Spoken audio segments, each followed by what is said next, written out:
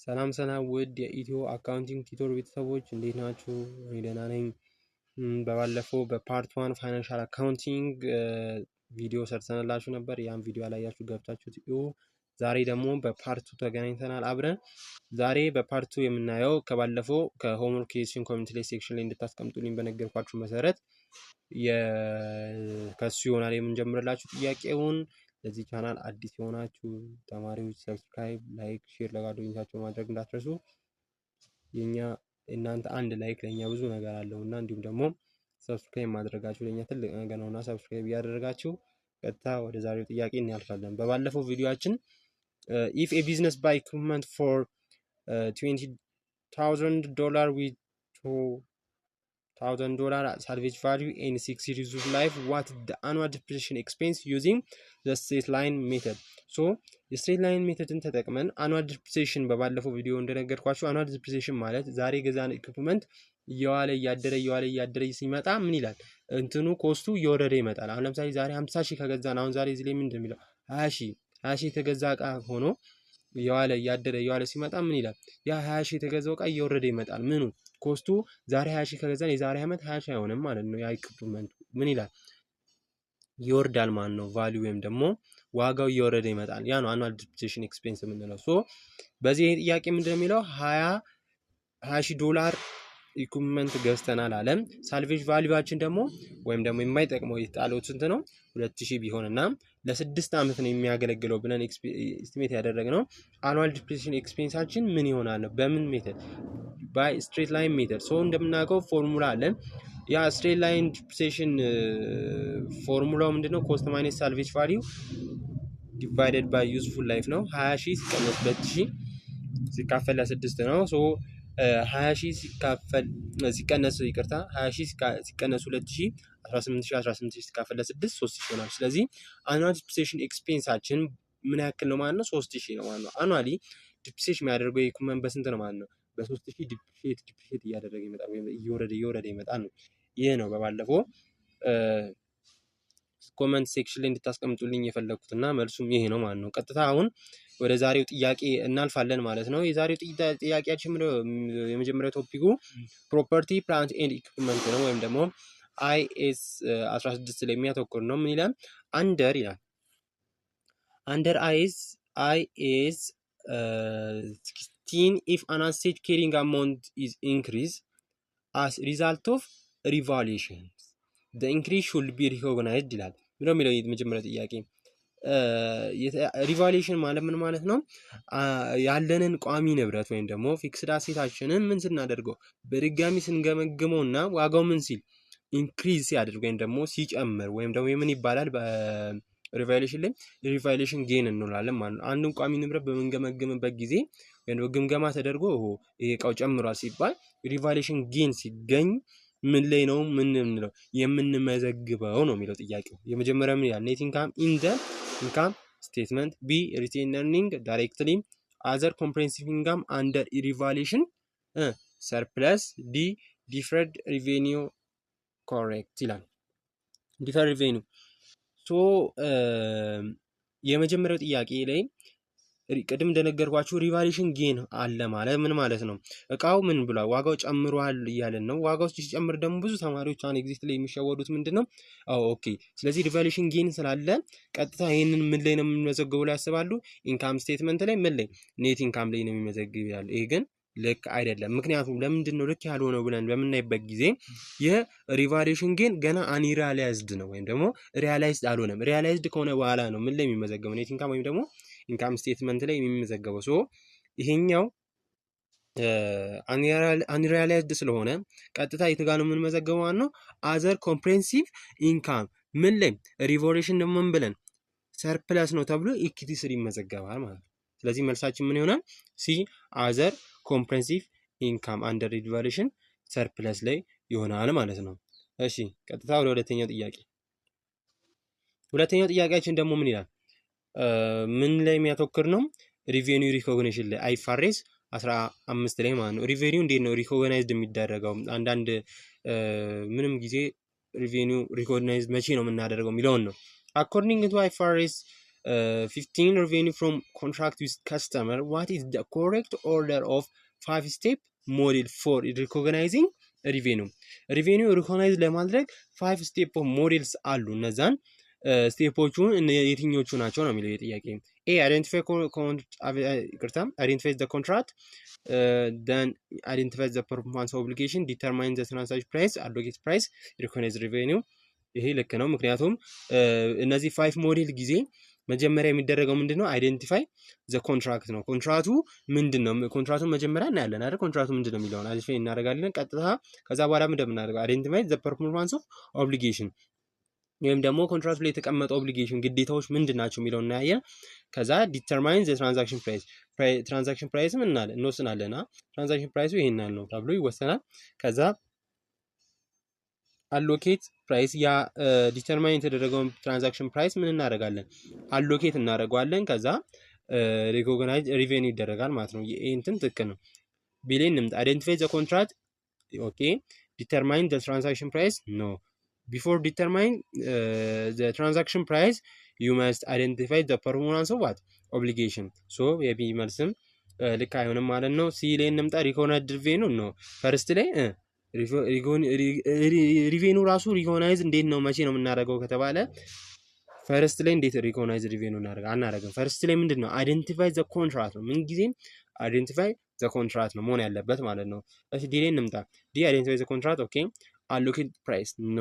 አሎኬት ፕራይስ ሳይሆን ምንድን ነው ከአይደንቲፋይ ኮንትራክት ካደረግን በኋላ አይደንቲፋይ ዘ ፐርፎርማንስ ኦፍ ኦብሊጌሽን። ኦብሊጌሽኑ ምንድን ነው? ግዴታው ምንድን ነው? እዛ ኮንትራክት ላይ የተቀመጠው የሚለውን ነው ማለት ነው። ሶ ትክክለኛው መልሳችን ኤ ይሆናል። ኤ ምንድን ነው? አይደንቲፋይ ዘ ኮንትራክት፣ አይደንቲፋይ ዘ ፐርፎርማንስ ኦብሊጌሽን፣ ዲተርማይን ዘ ትራንዛክሽን ፕራይስ፣ አሎኬት ፕራይስ፣ ዘን ሪኮግናይዝ ሪቬኒው። 5 models of revenue recognition is this. So all of students be aware, be conscious doing the exit exam. exit exam ብዙ ተማሪዎች ይሸወዳሉ በዚህ ጥያቄ። ሞር ይሄንን ቀላል እኮ ነው ሲታይ ቀላል ነው፣ ግን አንዳንዴ እኛ በምናጠናበት ጊዜ እነዚህ ቀላል የሚሆኑ ነው ብለን የምናስባቸው ነገር እንታውቻለን። ኤግዚት ኤግዛም ላይ ግን ሲመጡ ጉድ ይሰሩናል። ሶ በመልሳችን ኤ ይሆናል። ምን ጊዜም እንዳትረሱ።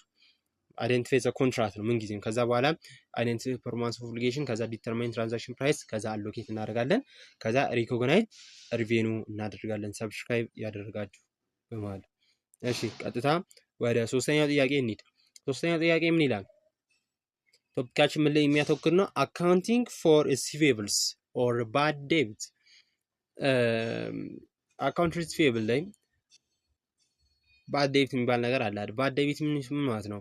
የማይሰበሰቡ ብለን ያሰብናቸው ራይት ኦፍ ያደረግናቸው አንኮሌክተብል አካውንቶች ናቸው ባድ ዴብት ኤክስፔንስ የሚባሉት። ሶ ጥያቄ ምን ይላል? when using the allowance method for uncollectible account the right of the specific customer account receivable will ይላል። ሶ ምንድነው መጀመሪያ ጥያቄ እንረዳው። ጥያቄ ምንድነው የሚለው? በአላዋንስ ሜተድ ጊዜ ይላል አንኮሌክተብል አካውንቶች አሉ። አንኮሌክተብል አካውንት ማለት ምን ማለት ነው? አንድ ድርጅት ወይም አንድ ግለሰብ ያበደረውን ብድር አይሰበሰብልኝም በቃ አላገኘውም ብሎ ያሰበው ምን ገንዘብ ወይም ደግሞ ያሰበው አካውንት ምን ይባላል? አንኮሌክተብል አካውንት ነው የሚባለው። አንኮሌክተብል አካውንት የማይሰበሰብ ከዚህ በኋላማ አይሰጠኝም። ለምሳሌ አንድ እንትን 20 ሚሊዮን አበደረና ከ20 ሚሊዮን ውስጥ 10 ሚሊዮኑ ተሰጥቶት ድጋሚ 10 ሚሊዮኑ ደግሞ ምን አለ አይሰበሰብም ብሎ ካሰበ ምን ይላል? አንኮሌክተብል አካውንት ብሎ ይመዘግባል። ከዛ ምን ያደርገዋል? ራይት ኦፍ ያደርገዋል። ራይት ኦፍ ሲያደርገው ምን ይላል? ራይት ኦፍ ሲያደርገው እንዴት ነው ራይት ኦፍ የሚያደርገው? ለምሳሌ ራይት ኦፍ ሲያደርገው አካውንት ፎር ዶብትፉል አካውንት ምን ያደርገዋል? ዴቢት ያደርገዋል። አካውንት ሪሲቬብል ደግሞ ክሬዲት ያደርገዋል። በዛ ጊዜ ራይት ኦፍ ወይም ደግሞ ይጣፋል። ሶ የዚህ ጥያቄ ስፔሲፊክ ከስተመር አካውንት ሪሲቬብል ዊል ቢ ምን ይሆናል ወይም ደግሞ ከረንት አሴቱ ምን ይሆናል ነው ጥያቄው። ኤ ይላል ዲክሪዝ ቶታል ከረንት አሴት፣ ቢ ዲክሪዝ ኔት ኢንካም፣ ሲ ሃቭ ኖ ኢፌክት ኦን ዘ ቶታል ከረንት አሴት፣ ዲ ኢንክሪዝ ኔት ኢንካም ይላል። ሶ አሁን በዚህ ጊዜ ምንድነው አላዋንስ ፎር ዶብትፉል አካውንት ምን አደረግን? ዴቢት አደረገን ቅድም ኤግዛምፕል። ከዛ ሪሲቬብላችንን ደግሞ ምን አደረገን? ክሬዲት አደረግን አይደለም። አሁን እዚህ ጋር ማሰብ ያለብን ሁለቱ ምንድን ናቸው? ሁለቱም ከረንት አሴቶች ናቸው አይደለም። አላዋንስ ፎር ዶብትፉል አካውንትም ከረንት አሴት ነው። አካውንት ሪሲቬብላችንም ምንድነው? ከረንት አሴት ነው። ሶ በተለያየ ሳይድ ነው የዘገብናቸው አይደለም። we recorded at different sides. That means allowance for doubtful account in the debit side and accounts receivable in the credit side. So in the credit side ነው የመዘገብነው ማለት ደግሞ ሁለቱን ዲፈረንት ሳይድ መዘገብ ማለት has no effect አይደል? has no effect in the current asset because we not record in the same side. For example, when we record, just as example, no, it is not correct this one. allowance for doubtful accountንም ዴቢት አድርገን ሪሲቨብላችንም ዴቢት ብናደርግ ኖሮ as example ነው ያልኳችሁ። ዴቢት ብናደርገው ኖሮ ምን አደረገ እንላለን። እንዲህ አሁን ኮንሴፕቹዋሊ እንዲህ ዝም ብለን ስንመለስ ኢንክሪዝ አደረገው እናደርጋለን። ምኑን ከረንት አሴቱን ኢንክሪዝ አደረገው። ግን ሁለቱንም ክሬዲት ሳይድ ላይ ብንመዘገበው ዲክሪዝ አደረገው። ግን ይሄ ልክ አይደለም ማለት ሁለቱንም እዛ አይመዘገብም። ግን at different side ነው የመዘገብነው ራይት ኦፍ ለማድረግ so has no effect in the current asset current asset ላይ ምንም ኢፌክት የለውም ማለት ነው። በዚህ ያዙ እንዳትሸወዱ፣ ብዙ ተማሪዎች ይሸወዳሉ። so have no effect on the total current asset ማለት ነው። so allowance for doubtful accountም current asset ነው፣ receivable accountም current asset ነው። ሁለቱን የመዘገብነው ዲፈረንት ሳይድ ነው። ዲፈረንት ሳይድ የመዘገብን ደግሞ has no effect on ኢፌክት የለውም ነው። ወይ አንዱ ጨማ አንዱ ቀነሰ የምንለው የለም አይደል? ዲፈረንት ሳይድ ስለሆነ so መልሳችን ምን ይሆናል? ሲ have no effect on total current asset ይሆናል ማለት ነው። እሺ ወደ አራተኛ ጥያቄ እንለፍ። ቶፒካችን ምን ላይ ነው? ስቴትመንት ኦፍ ካሽ ፍሎ አይስ 7 ላይ ማለት ነው። አንደር አይ ኤስ 7 ካሽ ፔድ ፎር the purchase property plant and equipment and cash received from the sale of land should be classified ይላል። ጥያቄውን እንረዳው። ምን ይላል? አንደር አይኤስ 7 ላይ ፕሮፐርቲ ፕላንት ኤንድ ኢኩዊፕመንትን ወይም ደግሞ ፕሮፐርቲ ፕላንት ኤንድ ኢኩዊፕመንት እነዚህ ፕሮፐርቲ ፕላንት ኤንድ ኢኩዊፕመንት የሚባሉት ነን ከረንት አሴቶች አይደሉም። ነን ከረንት አሴቶችን ፐርቼዝ ማድረግ እና ካሽ ሪሲቭድ ፍሮም the sale of land ከሸጥነው መሬት ላይ ካሽን መቀበል ምንድነው? ምን ውስጥ ነው የምናደርገው? ምን ውስጥ ነው የሚከፈለው? ወይም ደግሞ ምን ውስጥ ይመደባል ነው። ኦፕሬቲንግ አክቲቪቲ፣ ኢንቨስቲንግ አክቲቪቲ፣ ፋይናንሻል አክቲቪቲ፣ ነን ካሽ ትራንዛክሽን ይላል። ነን ካሽ ትራንዛክሽን አይሆንም። አሁን እዚህ ጋር ካሽ ትራንዛክሽን አለ፣ ካሽ ሪሲቭድ እያለ ነን ካሽ አይሆንም። እንዲህ በዚሁ እንተዋለ። ሶስቱ ላይ እንምጣ። አሁን ደግሞ እዚህ ጋር ምንድነው እነዚህ ነን ከረንት አሴቶች ጋር የተያዙ መግዛትም ሆነ መሸጥ በካሽ ፍሎ ላይ ያላቸው እንቅስቃሴ ምንድነው? የኢንቨስትመንት እንቅስቃሴ ነው ያላቸው። ይሄንም ጊዜ እንዳትረሱ። ምንም ነገር ያው ነን ከረንት አሴቶችንም መሸጥም ሆነ መግዛት በካሽ ፍሎ ላይ የምን አይነት እንቅስቃሴ ነው ያላቸው? የኢንቨስቲንግ አክቲቪቲ ነው ያላቸው። ሶ መልሳችን ምን ይሆናል? ኢንቨስቲንግ አክቲቪቲ። ይሄ ኦፕሬቲንግ አክቲቪቲ እና ፋይናንሻል አክቲቪቲ ጋር እንዳይወሳሰብባችሁ። ሶ መልሳችን ምን ይሆናል? ቢ ኢንቨስቲንግ አክቲቪቲ ይለናል ማለት ነው። ኤክስፕላኔሽን እናደርግላችኋለን በሞር ፎር እንትኑ። እሺ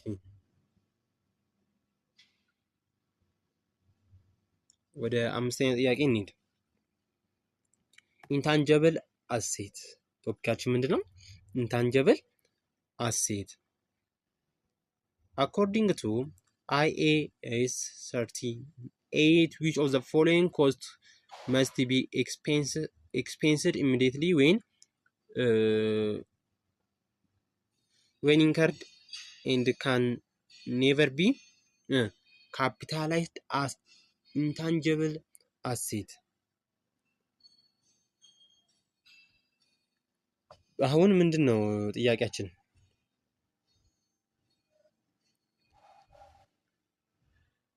የተለያዩ ኮስት መስት ቢ ኤክስፔንስድ መሆን አለበት አይደል? ኢሚዲየትሊ ኤክስፔንስ መሆን አለበት። when incurred what never be capitalized። ካፒታላይዝድ ምን ማለት ነው? ካፒታላይዝድ ማለት ያለንን ንብረት እንደ ሀብት የምንቆጥርበት ሀብታችን ነው ብለን ካፒታላይዝድ ወይም ነው ስንመዘገበው ካፒታላይዝድ አደረገን እንለዋለን አይደል? ሶ በዚህ ጊዜ ኢንታንጀብል መጀመሪያ ኢንታንጀብል የሆነው የቱ ነው ብለን እዚህ ውስጥ እናጣ። ሁሉም ኢንታንጀብል ከሆነ ወደ ሌላ ፈርዘር ወይ እንሄዳለን። የመጀመሪያው ምን ይላል?